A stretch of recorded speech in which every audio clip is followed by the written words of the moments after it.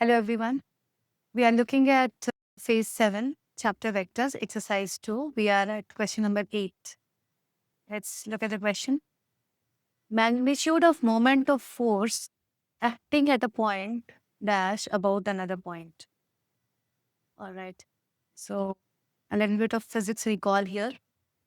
Magnitude of moment of a force value is given and we have to find acting at a point about another point.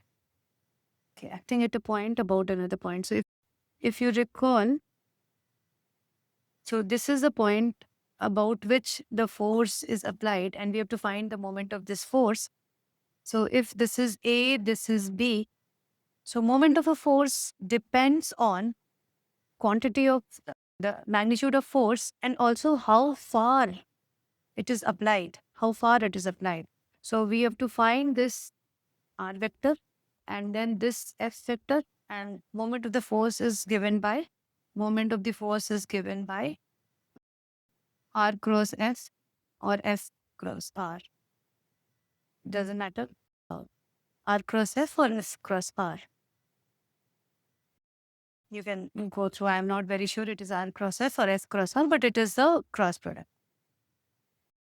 The idea here is that while it also depends on the magnitude, it also depends on how far from where it is being rotated.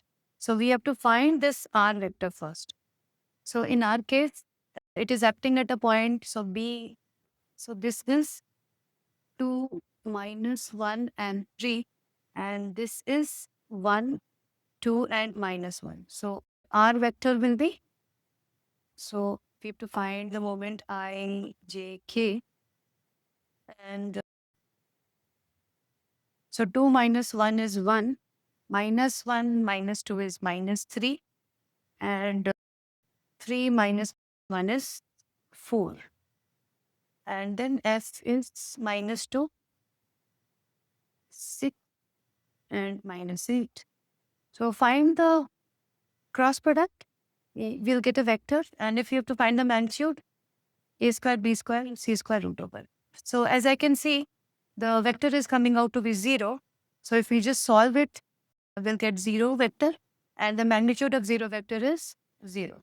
So the answer is not that important. The concept here is important, that the moment is depending on the force and how far the force is applied. So we have to find this R, or the position vector, and then moment we know is nothing but a cross product between the R vector and the S vector. After that, it is just calculation.